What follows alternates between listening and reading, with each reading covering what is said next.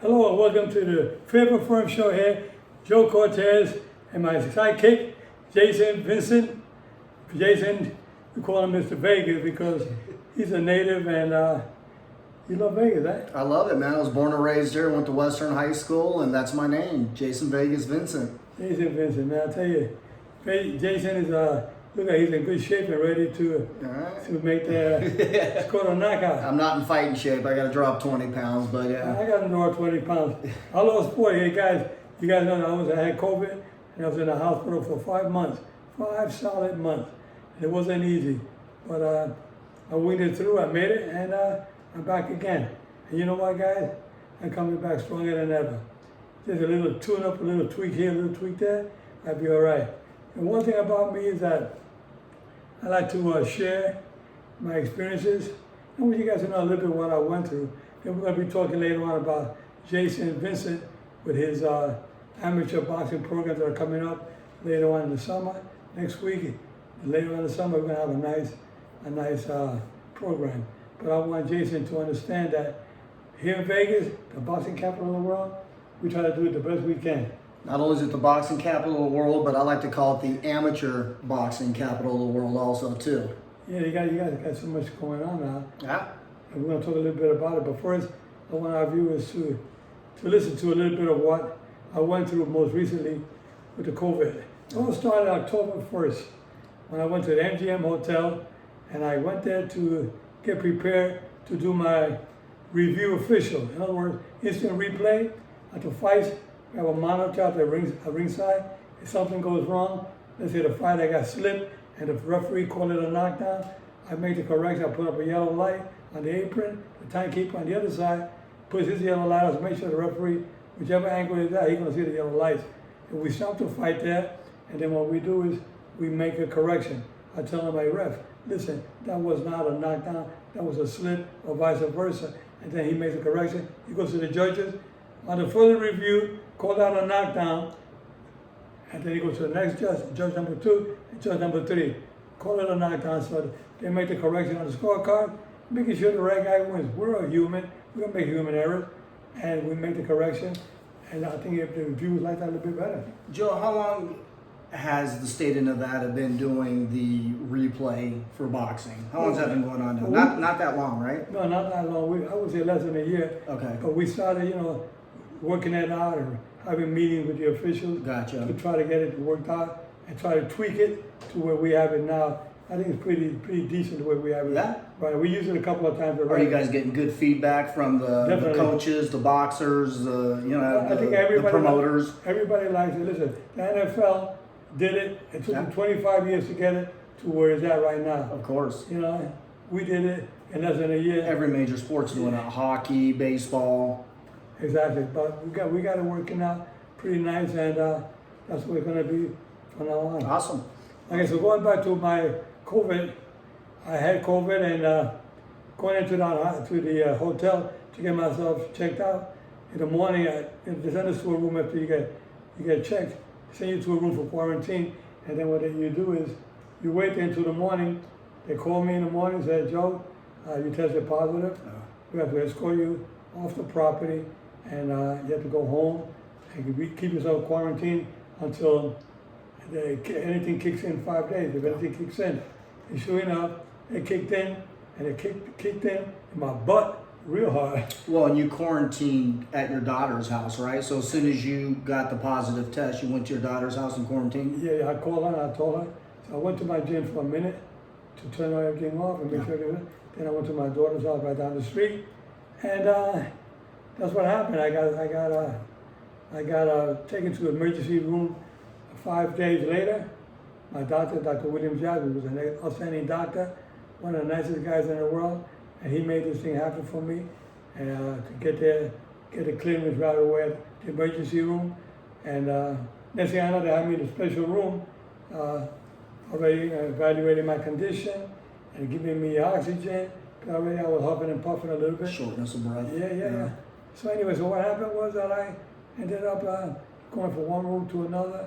Before you know it, the next morning, they had me in the permanent room all by myself, which was pretty decent. And it was on a ground floor level, so we had some windows. And I can see outside the window, and if I'm gonna get visitors, I have to be on the other side of the window. Yeah. They wave at them, at a distance, they would wave at me, but it was very, very difficult because I couldn't get out of my bed. I'm tied down with all the oxygen, all the tubes in my nose and everything. It was terrible, but guys, it was it was the worst nightmare. But what happened was that all those medications that they were giving me had me hallucinating. Yeah. I was going crazy. I didn't know where I was at. It was like a nightmare. I felt like I was on another planet. It wasn't me. It was not Joe Cortez, the one from the past. A nice guy, easy going with everybody, never have a bad day with anybody. And all of a sudden, all this kicks in, and I made it terrible. But now they had you on steroids, was it steroids basically to open up your lungs, all these different types of steroids and stuff? Steroids, Yeah. And I had pneumonia, Yeah. so they had to work with that. Then I had an infection in my stomach about 2 weeks into it. Kind of an infection, I don't know what it was from. Now you were telling me the other day when we were talking, how many pills did you have to take at once one time? Yeah, about 25, 30 pills. Jeez. They were giving me, to get me. So you had to crush them up? Yeah, well, I wanted them crushed up after a while because there were so many of them. I asked, are there any way we can crush these things up? And they did. They crushed them up and they put them in with a little bit of applesauce and mix it up. And I would swallow my pills that way much easier. But it was tough, And I know that going through that, I feel sorry for some of those old senior citizens that are in the hospital. They give those kind of pills. Some of those pills, they're like horse pills. Yeah. They're big ones, And I feel sorry for those seniors. Hope those nurses learned a lesson from me. I said, crush them up. Right, put them in the Jello, the applesauce, the mashed potatoes, but You can use a little bit of water. Sometimes doesn't do enough. so obviously a lot of people know, we saw on TV of the physical effects of COVID-19, but some of the mental aspects of it, like you were talking to me earlier of the hallucinations or you just didn't feel yourself or, explain a little bit of what you went through as far as like you told me some of the hallucinations and stuff. If you guys ever have a nightmare, it was 100 times worse.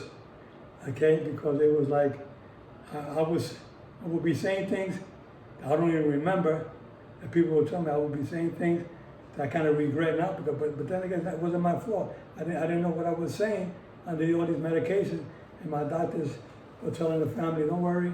They were worried because they never seen me like that. I'd be talking to myself. I'd be talking to these people in the room, and there was nobody there.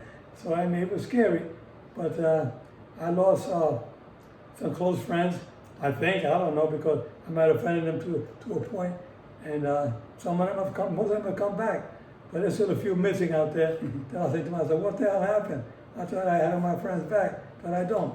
But anyway, I think they're all going to come back little by little after they realize, maybe they watch this tape and they understand, I made a commitment. I made a commitment to you guys that I was coming back. I made a commitment that Joe Cortez is back the way he was before. I mean, you didn't want to see me a couple of months ago or talk to me because I was nasty with people. I was very angry. And that's not my style.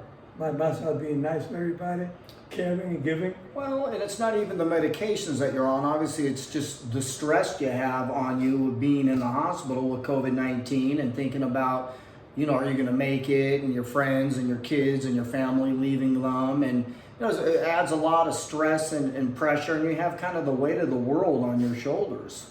Yeah, I sure did. But some people understand, and some people just don't get it.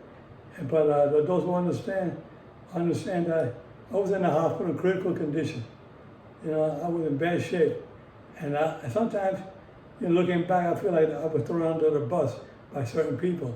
But, I forgive them because they don't know what they're thinking about or what they're talking about. The reason why I say that, I read some things online, and I said to myself that I feel like everybody should be more caring for one another, have a heart, feel for your loved ones and feel for your friends and everybody, get them all together, because life is short, You're here today, you don't know where it is tomorrow. Life is short, man.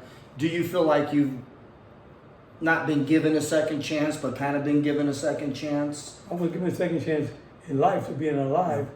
And I wish I would get second chance and a lot of other things in life. But only God would tell those individuals, get your head together, wake up. This is a good man, he's a good guy. But anyway, things are going to be good because I've got a second chance in life. I got to where I think I'm heading in the right direction. You know, I got to meet Jason for a while back, and we've been together. And now I'm going to use him as my co-host for my show. Very grateful for that. We've been doing 1 or 2 shows a month, and the other ones I just do regularly, like I always did from my gym by myself. And the thing is that we're going to get the message out there with COVID. I tell you guys to get vaccinated. A lot of people are still afraid. Some people are just don't get it. You have to get vaccinated. You know, some people take it for granted. If you still look online today and look at the news, you see people are still testing positive for COVID. I mean, it's not over yet. You know, some countries are really bad. Still testing positive. People are still passing away from COVID. Exactly. Yeah, I mean, people. Yeah, right here in Nevada. Yeah. You know, and not only here, or New York, LA, Chicago, all the big cities. And then you go to these foreign countries, they're much worse over there because they don't have the protocol that we use here in the United States. And we still a lot of them don't even barely have any vaccines to give out to their people. To other people here. We give it some United States being kind and give it to some countries, but we can't give to the whole world. You know, I guess those countries that have been close to us, we have a good working relationship with, we try to help those first. But it's sad to see all these people suffering like this. You know, it's just one of those things. Well, this is very important information, and I'm glad that you're sharing it with the public. You know, it takes, not everybody's going to do it. It takes a real person and a good human being and a real man to come up and, you know, apologize to some people that he might have offended because he was in his right state of mind, and also share your experience. A lot of people are private; they don't want to share their experience. No, I like to share it because by me sharing, I'm opening up your eyes, and you're also learning not only about the COVID, but in life in general. Because I like to talk about life in general. You know, we have loved ones, we have children, we have relatives all over the world sometimes that we don't get to talk to, and we should, because we don't know how short our life is going to be. I mean, we're here today. We don't know where we're going to be tomorrow. I mean, life can be surprisingly short sometimes. Yeah, yeah. Well, like I said, we're very grateful that you come on and you're able to share your experience with COVID-19 and be able to be a real man and come out and tell people that, hey, if I did say something, I wasn't in my right state of mind. And, you know, not everybody's going to do that. But with that said, moving forward now, what's in Joe Cortez's future, you know, short term and maybe long term too? Well, short term, like I say right now, we're going to keep on doing what I've been doing now, getting online, getting the message out there, share my knowledge and wisdom when it comes to boxing, but also in life itself. I mean, sharing a lot of things, even with you, Jason, you're much younger than I am, but talking about different things that happen to you in life. I mean, you learn from it, and people out there watching are learning from it as well. You know, we want people to be better in life. And, you know, if they're not happy in one location, hey, good, you want to move on? Good, move on and make it better. Don't make it worse than what it was. But you know, you got the individuals. We got family members, friends that, I mean, I used to go out, do some volunteer work, and I used to go out looking for kids that were lost. They had this find a lost program of children who were lost here in Vegas, and they give us flyers. Mm-hmm. And I will put up flyers. Missing children. Missing children, and we go out there looking and see where they might talk to people. Have you seen this little girl, this young man? It could be 16, 17, 18, 19, 20 years old. They're missing. I mean, they go as low as 9 years old, 9, 10, 11, 12, missing out there. So I used to love to go out there and try to help them and find them and talk to people. We would go to this location and pick up all the pamphlets and a little jacket, like a little vest we put on to say missing children. You know, people don't know that who we were, knocking on doors or whatever. But it was a good thing. I enjoyed doing that, and I'll continue doing that in the future. I'm a member of different organizations out there, and I want to continue to help wherever I can, provided my health is good. And I want to make sure that, you guys get the message out there to stay healthy, follow the protocol, take your vaccination, get vaccinated, take whatever vitamins you can, eat healthy.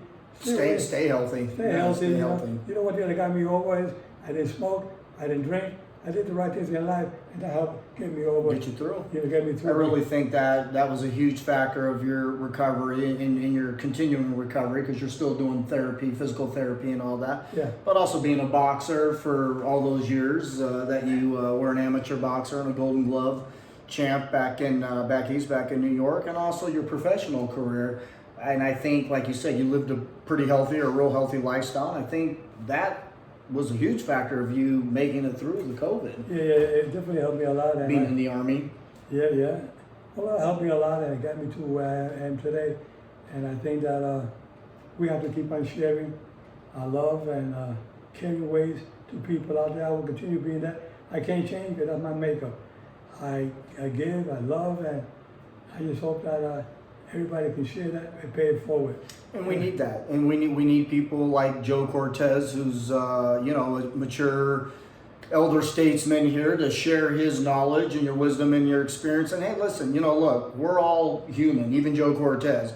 We all go through our storms and our different things in life, and Joe just went through his, and man, your world got turned upside down, and here he's coming on to share valuable information to all of us, so we all can learn, and and like you said, play it forward. I tell you, this COVID ruined a lot of people's lives. It may ruin my life to some extent, but I refuse to take the full count. I'm gonna get up. I've been hit when I was down, which is an automatic foul. Right. I've been hit, stomped out when I was down and out, but that's okay. I got up and I'm back again, and I'm gonna come back stronger than ever. I hope I can make everybody happy out there, which is what I want to do. Make people happy, just like yourself. Now you're involved with the amateur boxing program, and I want to talk a little bit about what you're doing with the amateurs here in Las Vegas and around the country. Yeah, well, we're very grateful that Joe can have me on to talk about the amateur program here in Las Vegas, and also Nevada, and regionally and nationally too. Out here in Nevada, we are LBC number 49, which is our local boxing committee. I like to call it local boxing commission. And amateur boxing's back. I'm excited to say it's been a long year and a half, but amateur boxing is back. We had a test event a few weekends ago at Richard Still, Hall of Fame referee Richard Still, you know that guy, right? Yeah. So we had his test event there, and once that cleared, amateur boxing is back. I wanted to share a few of the events coming up. Joe was kind enough to let me share a few different events. So before you go into that, how many members do you have of these youngsters with the amateur boxing? Well, right now we're getting a lot of people back because of COVID. We lost some people. We lost some gyms shut down, unfortunately, because obviously about the physical effects like you went through, but there was also financial effects, and we did lose a few of our gyms here. So we're starting to get members come back. We're getting new members coming back. We're getting new gyms and club owners coming back. We're getting some new officials, and we're getting some new boxers. So I don't have a count yet on what we have, but next time I do come on, I'll get with my local boxing committee, the Vice President Russell Black, and Danny Vella, our Chief of Officials, and I will get you a number of how we're looking right now. We're always looking to recruit too, and I'll say that later on. We're always looking for good people, moms, dads, whoever. If you're looking for an activity to become a coach, to become a USA boxing official, we need female boxing officials. If you ever think you want to try it, now's the time to try it. Okay. And you can get with me, Jason Vincent, or I'm on Instagram, West Vegas Vincent.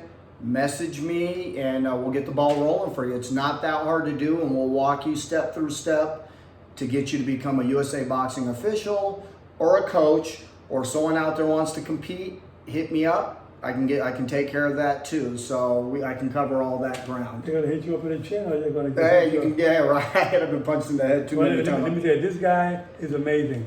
He brings so much talent, not only to the Joe Cortez show, all this information that's needed so we can get our community more involved, get our community leaders to listen, watch the show and listen.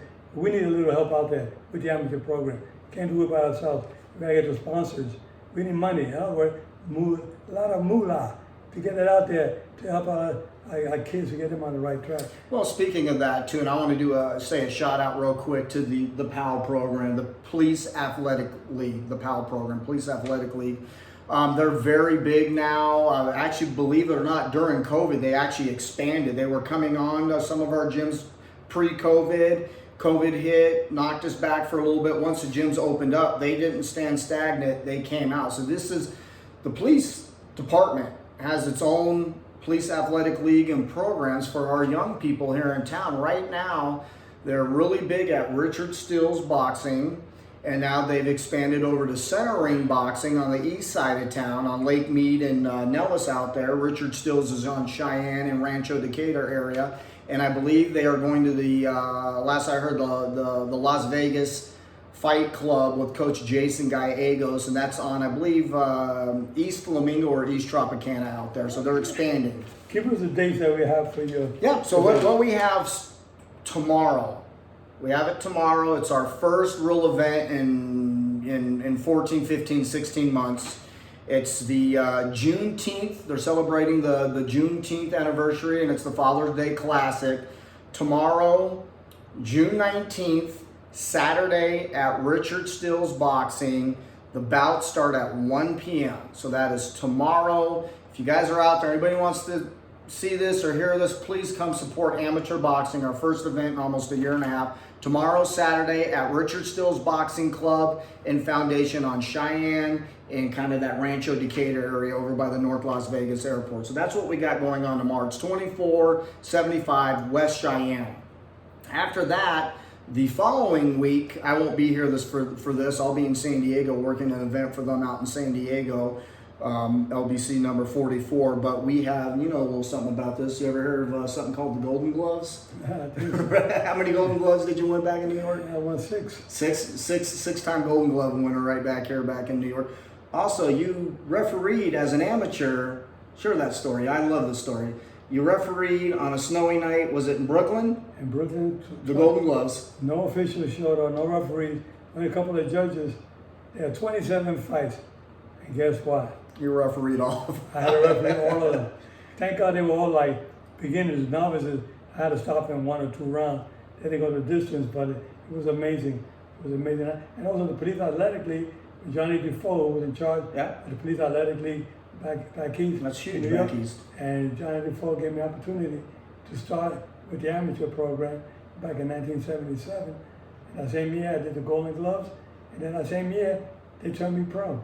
So you guys always remember, for every amateur, for every professional boxer there is out there, they had to start in the amateurs. And like you said, these programs are very important to these kids. A lot of these kids became world champs or title contenders. Exactly. Same thing with officiating. Joe Cortez didn't start in the pros. He started with the Golden Gloves back east, back in New York, back in Brooklyn. And he started with the PAL, the Police Athletic League. Right. Gave him. There's no Joe Cortez Hall of Famer unless it isn't for these type of programs to get people going. You're 100% right. And that's why we want to get out there to you individuals all over the country to get involved in this program, the PAL program, or any boxing program you may have in your jurisdiction.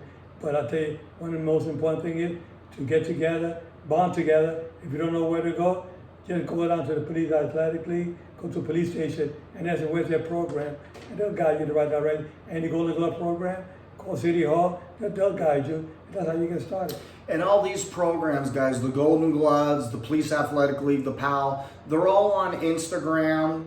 You can Google them. They're on Instagram. They're also on Facebook. You can like their pages.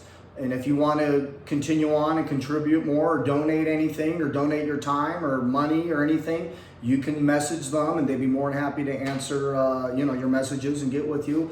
Or you can get with me at West Vegas Vincent on Instagram, and I'll point you in the right direction. I have everybody's phone number. West Vegas Vincent. Yeah, West, like northeast, southwest. So it's West Vegas, and my last name Vincent. Vincent. West Vegas Vincent, baby. Okay, great. Well, So I want you to give me the location. yeah, so obviously Richard Steele's we talked about next week at Barry's Boxing is the Golden Gloves. That's next Saturday and Sunday, the 26th and 27th, Nevada State Golden Gloves, Barry Boxing. It's hosted by Pat Berry and Don Berry down there, and that's at 2664 South Highland Drive. It's kind of back there behind the Circus and some of those casinos back there. So that's next week, and then a couple weeks after that, we have the regional Golden Gloves. That's people going to come down from Oregon and Washington, and then also the state of Nevada. That's also at Barry's Boxing. That's July 10th and 11th, Saturday and Sunday.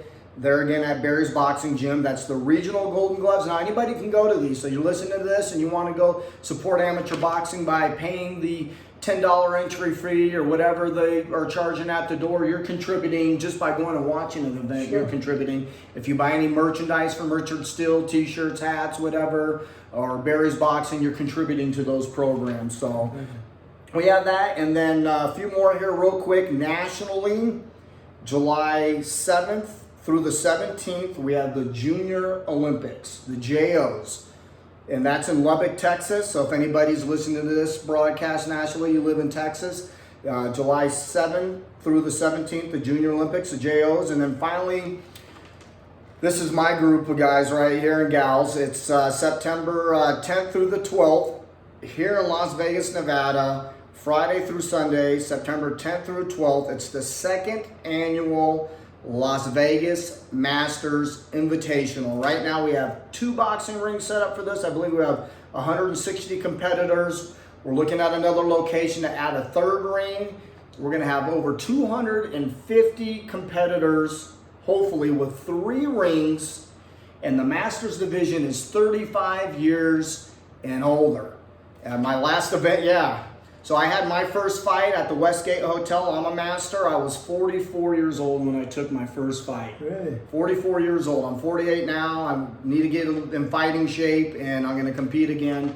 So this is September 10th through the 12th, Friday through Sunday. It's at right now it's at the Dula Center downtown, but we might move it to another location. 3 rings. We're going to have 3 cameras. We're going to broadcast this on YouTube, Instagram, Facebook. It's going to be like the Super Bowl for old guys and gals boxing. The last event I went to real quick, it was in Houston, and 3 weeks ago I did the Masters Invitational in Houston, Texas. We had 2 gentlemen in their 70s competing there. It was awesome. I mean, that's still It was awesome. I mean, I still have hope. You still have hope, man. You still have hope. And Joe was even at our first annual one. He was gracious enough to show up with his old partner and co-host Delin, and they were so gracious to let me be on the Joe Cortez show and promote it. And you actually showed up and you presented, I believe we got you in the ring, and you presented a few of the belts to them. Exactly. And you actually did the Hall of Fame event with us. We had the Hall of Fame event, Right. and you talked to the whole crowd and everybody that came up, and everybody was very grateful for you being there. Yeah, it was very nice. I enjoyed it, and we'll keep on doing this and keep it going forward. Man, we appreciate it, man. I'm very grateful. Well, fans out there, I want you to keep watching our show. We're going to put it on tonight because we have the shows tomorrow. We're going to put it on tonight, but normally our shows will be on Tuesdays at noontime, Pacific time.